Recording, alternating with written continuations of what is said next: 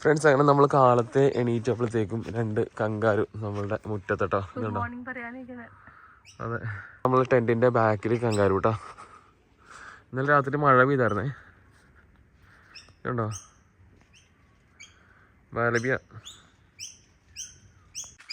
അച്ഛോ, ഇത് നമ്മളെ ടോയ്ലറ്റിലേക്ക് പോകുന്ന വഴി കങ്കാരു. അച്ഛോ, തൊട്ടടുത്ത്. ഇത് പിന്നെ കുഞ്ഞായത് കണ്ടോ ഫ്രണ്ട്സ്. ഇതൊക്കെ നമ്മളുടെ ടെന്റിന്റെ ബാക്കിലായിട്ട് കങ്കാരു നിൽക്കുന്നുണ്ടോ. ഗുഡ് മോർണിംഗ് എല്ലാവർക്കും. ഞങ്ങളുടെ പുതിയൊരു വ്ളോഗിലേക്ക്, പുതിയൊരു ദിവസത്തിലേക്ക് സ്വാഗതം കേട്ടോ. ഇന്ന് രാവിലെ ഞാനാണ് ആദ്യം എഴുന്നേറ്റത്. പ്രാർത്ഥന കഴിഞ്ഞ് എണീറ്റ് വാതിൽ തുറന്നപ്പോൾ തന്നെ ഉണ്ടല്ലോ അമ്മക്കങ്കാരും കുഞ്ഞിക്കങ്കാരും ഫ്രണ്ടില്, ഫ്രണ്ട്സ് ബാക്കില്. അങ്ങനെ കങ്കാരുക്കളെ കണി കണ്ടുകൊണ്ടാണ് ഞങ്ങൾ ഇന്ന് എണീക്കുന്നത്.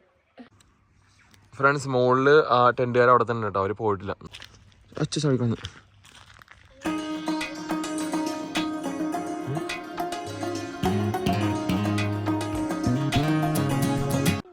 What? Did you see the kangaroo? I saw one kangaroo jumping here. Hi friends, so this is our host David. He will tell you about this place. How you going, guys? We bought this place 8 years ago. It was a sawmill. അപ്പോൾ എന്തായാലും നമുക്ക് ഡേവിഡിനെ ഒന്ന് പരിചയപ്പെടാം. ഡേവിഡിന്റെ റിട്ടയർമെന്റിന് ശേഷം ഡേവിഡും ഡേവിഡിന്റെ ഭാര്യയും വാങ്ങിച്ച സ്ഥലമാണിത്. 108 ഏക്കറാണ് ഈ മലമുകളിൽ അവർ വാങ്ങിച്ചത് കേട്ടോ. അപ്പൊ വാങ്ങിച്ചപ്പോ ഇവിടെ ആകെ ഒരു തടി മില്ല് മാത്രം ഉണ്ടായിരുന്നു. അങ്ങനെ ആദ്യത്തെ 4 മാസം അവര് ടെന്റിലാണ് താമസിച്ചത് കേട്ടോ. ആ ടെന്റിൽ താമസിച്ചുകൊണ്ട് തന്നെ അവർക്ക് താമസിക്കാൻ പറ്റിയ ഒരു ബിൽഡിംഗ് അവരുണ്ടാക്കിയെടുത്തു. അപ്പൊ ബിൽഡിങ്ങിന് ആവശ്യമായിട്ടുള്ള കല്ലും മണലും എല്ലാം അവരെടുത്തത് ഒരു ക്രീക്കിൽ നിന്നാണ്. ഇവരുടെ സ്ഥലത്ത് കൂടെ തന്നെ ഒഴുകുന്ന ചെറിയൊരു അരുവിയിൽ നിന്നാണ് അവർ കല്ലും മണലും എല്ലാം എടുത്തത് കേട്ടോ. അതെല്ലാം ഓരോരോ ട്രിപ്പായിട്ട് ട്രോളിയിൽ വലിച്ചുകൊണ്ട് വരുവാണ് ചെയ്തത്. അതായത് നമ്മളുടെ ഡേവിഡിന്റെ ഭാര്യയും മാത്രമാണ് ഈ ബിൽഡിംഗ് ഉണ്ടാക്കിയത് കേട്ടോ. അതിനുശേഷം അവർ നല്ലൊരു ഫാം ലാൻഡ് ആക്കിയെടുക്കുകയാണ് ചെയ്തത് കേട്ടോ. അവിടെയുള്ള ആവശ്യമില്ലാത്ത മരങ്ങളെല്ലാം വെട്ടി ലാൻഡ് നിരപ്പാക്കി. പിന്നെ നമുക്കിപ്പോ താമസിക്കാൻ പാകമായിട്ടുള്ള ഒരു ക്യാമ്പിംഗ് ഏരിയ പോലെയൊക്കെ എല്ലാം സെറ്റ് ചെയ്തു. അങ്ങനെ കുറെ കഷ്ടപ്പാടിന് ശേഷമാണ് അവരിപ്പോ താമസിക്കുന്ന ഈ ഒരു ഏരിയ അങ്ങനെ ഡെവലപ്പ് ചെയ്തെടുത്തത് കേട്ടോ.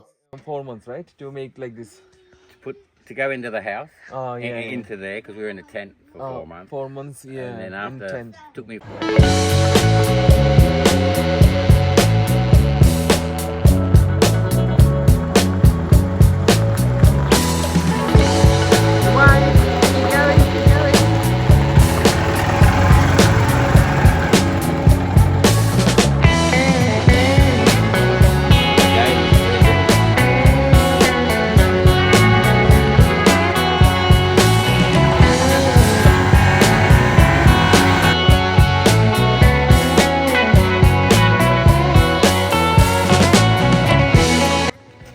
ഫ്രണ്ട്സ്, ഇതാണ് ബെല്ല. ഈ ഡോഗിനെ പേരാണ് ബെല്ല. ഫ്രണ്ട്സ്, ആണ് അടിപൊളി ഏരിയ കേട്ടോ. നോക്കി, ഈ മേൽഭാഗത്ത് നിന്നാണ് കൂടുതൽ കാണാൻ രസം. പിന്നെ നമ്മൾ ടോയ്ലറ്റ് സൗകര്യം തൊട്ടടുത്ത് കിട്ടിയത് കൊണ്ട് നമ്മൾ താഴത്ത് എടുത്തു എന്നുള്ളൂ കേട്ടോ.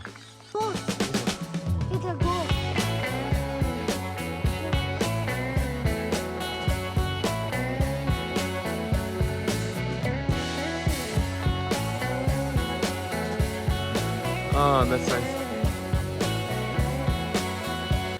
You have a nice house. Good house.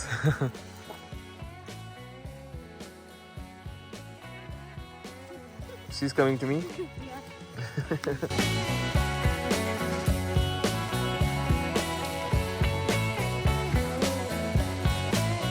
നമ്മളങ്ങനെ അയാളുടെ വീടിന്റെ ബാക്കിൽ ആടിനെ കണ്ടതിന് ശേഷം താഴത്തേക്ക് ഇറങ്ങി വന്നുകൊണ്ടിരിക്കുമ്പോൾ പിന്നെയും ഒരു കങ്കാരു കേട്ടോ.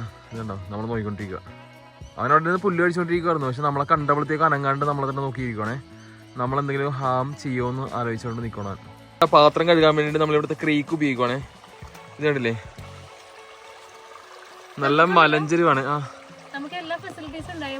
വെള്ളം മാത്രം ഉണ്ടായിരുന്നില്ലേ, ഇലക്ട്രിസിറ്റി ഉണ്ട്. വെള്ളം ഇല്ലാത്ത എന്താ പറയുന്നത്, അക്കോമഡേറ്റ് മീൻസ് ക്യാമ്പിംഗ് ഏരിയ ആയിരുന്നു. Camping area. അപ്പോഴേക്കും നമ്മൾ ഇന്നലെ ഫുഡൊക്കെ കഴിച്ചല്ലോ, അപ്പൊ അതിന്റെ പാത്രം ഉണ്ടായിരുന്നു. അല്ല, ഇതാണ് ഇതിന്റെ ബ്യൂട്ടി. നമ്മൾ നാച്ചുറലായി, അതായത് നേച്ചറുമായിട്ട് ഇണങ്ങിച്ചേർന്ന് ബ്ലെൻഡ് ആയിട്ട് അങ്ങോട്ട് ജീവിക്കാന്നുള്ള രീതിയിൽ. നമ്മളങ്ങനെ ഇവിടെ നിന്ന് പോകാൻ വേണ്ടി പോകുമ്പോൾ ടെൻ്റ് എല്ലാം ഉണ്ടാക്കിയത്. അപ്പോൾ ഈ ടർപ്പ് നമ്മൾ താഴത്ത് തിരിച്ചിട്ടുണ്ടായിരുന്നു. ഈ ടർപ്പിൻ്റെ മേളിലാണ് നമ്മൾ ടെൻ്റ് വെച്ചത്. അപ്പോൾ ഫുള്ള് ചെളിയും അതുപോലെ തന്നെ പുല്ലിൻ്റെ അംശങ്ങളൊക്കെ ഉണ്ട്. അപ്പോൾ ഇവിടെ ക്രീക്ക് ഉള്ളതുകൊണ്ട് പിന്നെ കഴുകിയെടുത്തേക്കാന്ന് വിചാരിച്ചു.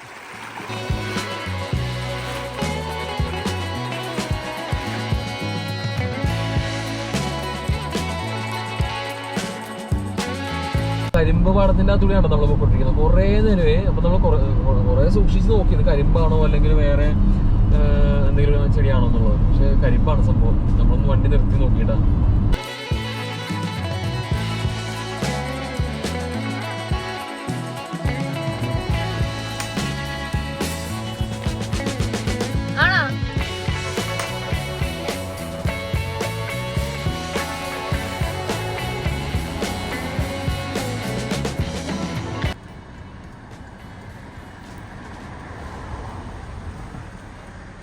നല്ല മതിയാ കരിമ്പേ.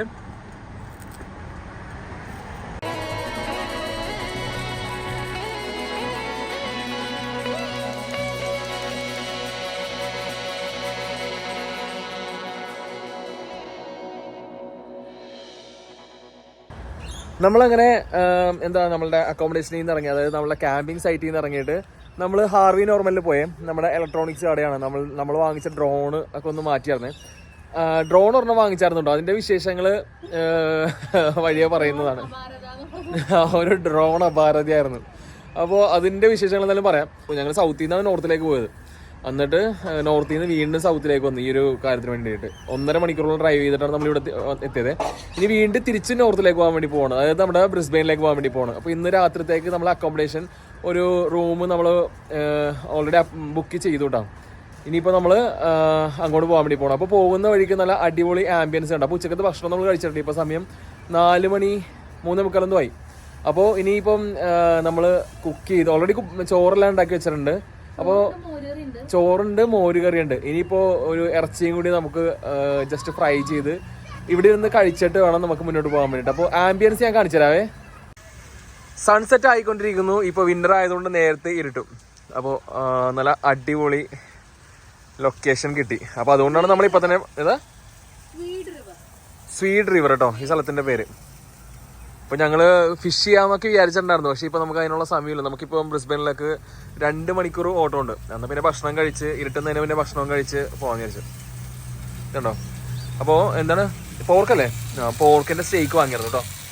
അത് ജസ്റ്റ് ഫ്രൈ ചെയ്ത് ചോറും കൂട്ടി കഴിക്കാം. അപ്പോൾ പോർക്കിൻ്റെ സ്റ്റേക്ക് ആട്ടോ നമ്മൾ വാങ്ങിച്ചത്. 4 പീസ് വാങ്ങിച്ചു. ഇത് ഫ്രൈ ചെയ്ത് ചോറും മോരുകറിയും കൂട്ടി കഴിക്കണം. അടിപൊളി. നോക്കിയേ. അങ്ങനെ നമ്മൾ വണ്ടി പാർക്ക് അവിടെ ചെയ്തിട്ടുണ്ട്. അത്യാവശ്യം കുറേ പാർക്കിംഗ് സ്പേസസ് എല്ലാം ഉണ്ട്. നല്ല കാം ആൻഡ് ക്വയറ്റ് ഏരിയ എന്ന സിറ്റിയും ആണിത്. ഏതൊരു ഉൾപ്രദേശത്തുള്ള സിറ്റി കേട്ടോ. അതിൻ്റെ പേര് മറന്നു. എൻ്റെ ഒരു ഫണ്ണി നെയിമാണ്. എന്തായാലും പറഞ്ഞുതരാം. ഇവിടെ എഴുതി കാണിക്കാവേ. വുള്ളൻ പുഴ. ഓക്കെ. അതിൻ്റെ സ്പെല്ലിങ് കാണിച്ചു തരാവേ. നമ്മൾ പറയുന്ന പോലെ അല്ല അതിൻ്റെ സ്പെല്ലിങ്.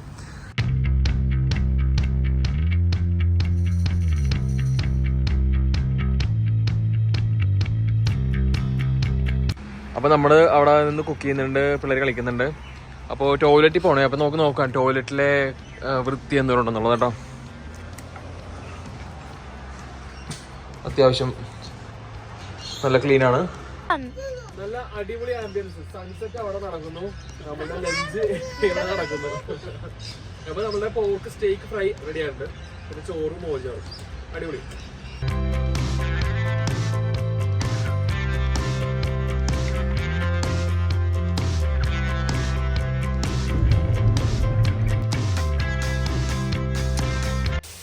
ഫ്രണ്ട്സ്, അങ്ങനെ നമ്മൾ ബ്രിസ്ബെയിൻ്റെ അക്കോമഡേഷനിലേക്ക് എത്തിയിട്ടാണ്. അപ്പോൾ ഇതാണ് നമ്മൾ കയറി വരുമ്പോൾ തന്നെ ഒരു കിച്ചണാണ്. നമ്മൾ ഇവിടെ വന്നപ്പോൾ തന്നെ പണി തുടങ്ങി. നാളത്തേക്കുള്ള ഫുഡ് ഉണ്ടാക്കി വെക്കാമെന്ന് വിചാരിച്ച്. അപ്പോൾ പപ്പടം ഫ്രൈ ചെയ്യാൻ വേണ്ടി പോകുന്നുണ്ട്. പിന്നെ അതുപോലെ തന്നെ കടല, നമ്മൾ ടിൻ കടലയാണ് വാങ്ങിച്ചത്. അതാകുമ്പോൾ പെട്ടെന്ന് പണി കഴിയുമല്ലോ. അപ്പോൾ കടല നമ്മൾ ഫ്രൈ ചെയ്തുകൊണ്ടിരിക്കുന്നു, കണ്ടില്ലേ.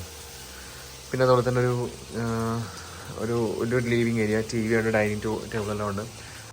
അപ്പോൾ നമ്മളുടെ റൂമിൽ കേട്ടോ, റെഡ് ഫിഞ്ച് എന്നാണ് എൻ്റെ റൂമിൻ്റെ പേര്. അപ്പോൾ ഇവിടെ പിള്ളേർ 2 പേരും ഉറങ്ങിപ്പോയി. ഇവിടെ കൊണ്ടുവന്നപ്പോഴത്തേക്ക് നല്ല കളിയായിരുന്നു. അപ്പോൾ തന്നെ കിടന്നുറങ്ങി. ഇത് 2 ക്വീൻ ബെഡ് ഇട്ടിട്ടുണ്ട്. അത്യാവശ്യം വലിപ്പമുള്ള റൂമാണ്. പിന്നെ നമുക്കിപ്പം ജസ്റ്റ് രാത്രി കിടന്നുറങ്ങിയാൽ മാത്രം മതിയല്ലോ, വലിപ്പത്തിൻ്റെ കാര്യം നോക്കേണ്ട ആവശ്യമില്ല. അത്യാവശ്യം ക്ലീൻ എല്ലാം ഉള്ള നല്ലൊരു റൂമാണ്. പിന്നെ മൈക്രോവേവ് ഓവനുണ്ട് ഇവിടെ, ഫ്രിഡ്ജുണ്ട്, വലിയ ഫ്രിഡ്ജുണ്ട്. പിന്നെ അതുപോലെ തന്നെ നമുക്ക് അപ്പുറത്ത് തന്നെ വാഷിംഗ് ചെയ്യാനുള്ള സൗകര്യം ഉണ്ടോ, ലോണ്ടറി ഉണ്ട്, വാഷിംഗ് മെഷീനുണ്ട്, ഡ്രയറും ഉണ്ട് ഇവിടെ.